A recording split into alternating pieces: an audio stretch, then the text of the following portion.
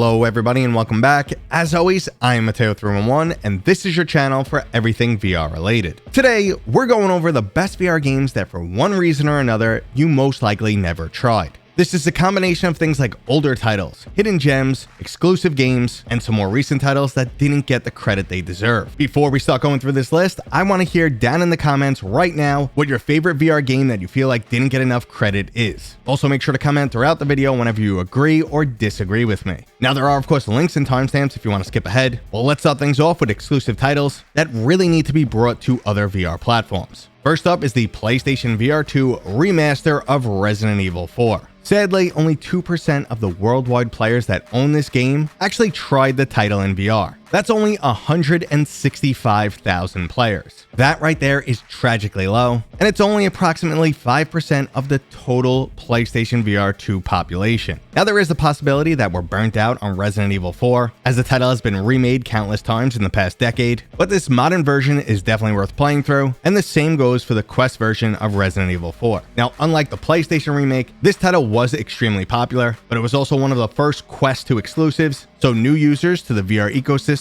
using a Quest 3 might not even know this game ever existed. Horror-themed games are also a no-go for many people in the VR community, as they just find it a bit too overwhelming. Now, if you do fall into that category, I would like to point out that Resident Evil 4 is a lot more action-oriented with minimal jump scares. Now, this Quest version definitely doesn't have the same graphical fidelity as the PlayStation VR remake. However, it's still pretty damn amazing and worth your playtime. Now, our next title definitely has the respect of the VR community, but there's tens of millions of VR gamers that have never tried it, mainly because it's only on PlayStation VR 2 and pcvr. Now, this is the half-alike title, Vertigo 2. We could easily also throw Vertigo Remastered into the mix, and that game's also fantastic, but limited to steamvr. I always describe this title as Rick and Morty meets Half-Life. It plays out very similar to the original Half-Life title, but it just leans so much more heavily into the comedy aspect with tons of quirky moments. Absolutely do not sleep on this game. It's action-packed, full of some really cool moments, and it also has some of the best VR weapons that I've ever used. There's also some additional story content DLC on the way, so at minimum put this game on your wish list and wait for a sale. Now next up, we're moving beyond exclusive titles and into a bunch of games that just slid under the radar. The first one is easily one of the best VR roguelites out there, and that is Underdogs. You'll get to control a multi-ton mech for some physics-based arena fighting. You're dropped into a stylized dystopian future where you put your life on the line for glory and riches. I absolutely love the combat storyline and graphics in this title, and the random unlockables continue to make every run of this game extremely exciting. For even more gameplay, they've recently added a sandbox mode that allows you to create your own unique arenas, and they also have multiplayer coming in the near future. Now, while we're on the topic of games that have a great sense of style, you'll have to check out the spooky puzzle game, The Seventh Guest. Now, this is actually a completely new remake of a title that's over 25 years old. You'll find yourself trapped in a house with a bunch of different spirits, and you'll need to make your way through a series of clever puzzles to progress forward. Now, one major aspect of this title that stands out, which is the stereoscopic filming that is seamlessly blended into the VR world. All the spirits that remain in this house are actual people that were filmed and then turned into semi-opaque ghost-like spirits. This not only is a direct nod towards the original game, but it also creates a one-of-a-kind effect that I've never seen in any other game. So if you're into a cool storyline and challenging puzzles, I highly recommend this game. But if you're all about the action, another must-play title is Vendetta Forever. This game definitely has a little bit of super hot inspiration to it, but it's more like someone said, hey, let's take scenes from our favorite action movies and smash them into a puzzle-like first-person shooter. This includes everything from dodging bullets like Neo to making your last stand as Tony Montana in Scarface. It's a truly unique experience that everyone needs to give a try. And the same can be said for another recent release, Action Hero. Mechanically, this title plays exactly the same as Superhot, but it also gives you a series of action hero-themed movies to play through. The game starts off as if it's Indiana Jones, then quickly moves into something like Mission Impossible and multiple other genres. The whole enemies only move when you move mechanic is still completely addictive years after the original release of Superhot. So if you enjoyed Superhot but just wanted more game, that's when you really have to pick up Action Hero. Now, on the topic of unique, nothing beats the mixed reality shooter Spatial Ops. In truth, it's really not much more than an on-rails shooter, but the overall delivery is unlike any other game we've played before. For a mixed reality title, you remain rather stationary in your room, and portals will randomly open from all different directions around you with a series of different threats. Mechanically, the game's solid, graphically it looks great, there's tons of unlockable weapon upgrades to keep you coming back for more, and they also have the craziest 5v5 mixed reality multiplayer mode. You'll need a rather large play space and access to Wi-Fi, but if you have those, you could turn the area into an epic battleground. It ends up kind of like a super cool version of paintball, with the random weapons scattered all over the place. Now, if you prefer some more traditional co-op gameplay, I highly recommend you check out Into the Black.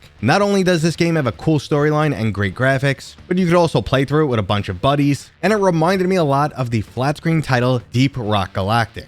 It's easily one of the coolest VR co-op shooters, and it feels like it didn't get the respect it deserves because it unfortunately released between many highly anticipated titles. But right now I want to jump back to the early days of VR and share some classics that I don't hear people talking about anymore. In terms of wave shooters, nothing beats Space Pirate Trainer. Now I understand wave shooters are extremely outdated, but no one's yet to do it better than Space Pirate Trainer. There's a bunch of really cool different weapons, there's a surprising amount of strategy to the overall combat, it's one of those titles that anyone could instantly get into, and it's got a soundtrack that pumps me up every single time. Now, similar to Spatial Ops, it also has a co-location mode, and they were the first ones to deliver this type of gameplay. The main difference is theirs is one-on-one and fully in VR rather than mixed reality. Now, moving on to some other classic roguelikes, we have one of my all-time favorite VR games, Until You Fall. Prepare to battle your way through a neon-themed fantasy world that utilizes an absolutely fantastic combat system that does not rely on physics. It's all about blocking, dodging, and countering enemy attacks, plus you'll gain access to a wide variety of weapons and unique special abilities. Now, besides the fantastic and extremely challenging combat, this game is just absolutely dripping with style, and I really wish Shell Games would give us a sequel. Now, if you're really looking for a challenge, I recommend another classic title in Death Unchained. Here we'll have to battle through an array of monstrous creatures from Purgatory, and every aspect of this game, from the towering cathedrals that are floating in the clouds, to the horrific demonic monstrosities and the game's sound effects, all have a very creepy undertone.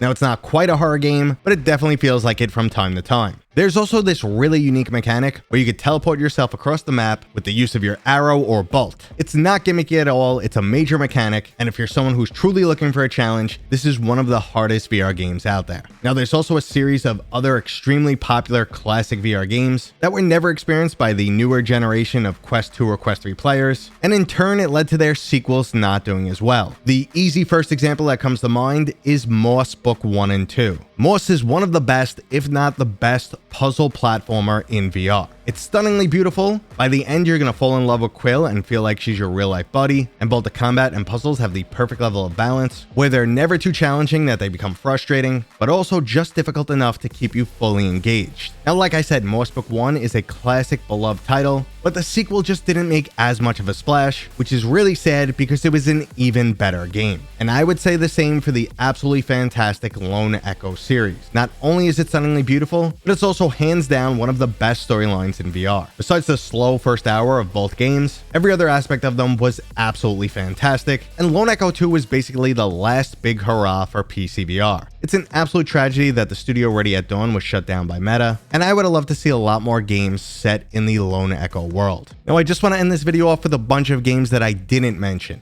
Obviously, there's Half-Life Alyx, the biggest and best pcvr title out there, but if you haven't heard of that one by now, you're just living under a rock. Now, if you do have the opportunity, I feel like the original Asgard's Wrath is worth playing, mainly for its absolutely fantastic visuals, but besides that, the rest of the title is a significant downgrade from the Quest exclusive sequel. And on that note, why didn't I include Asgard's Wrath 2 or Batman on this list? Well, the vast majority of VR gamers are on a MetaQuest headset. We're talking about tens of millions compared to the 2 or 3 that you'll find on PlayStation VR and pcvr. These were also both bundled games, so the vast majority of Questers have experienced them. Now, that right there was today's list. If you enjoyed it, go ahead and give it a thumbs up. If you feel like I left out any games, let me know what they are down in the description. If you're new here, please consider subscribing. And as always, I'll see you guys on next time.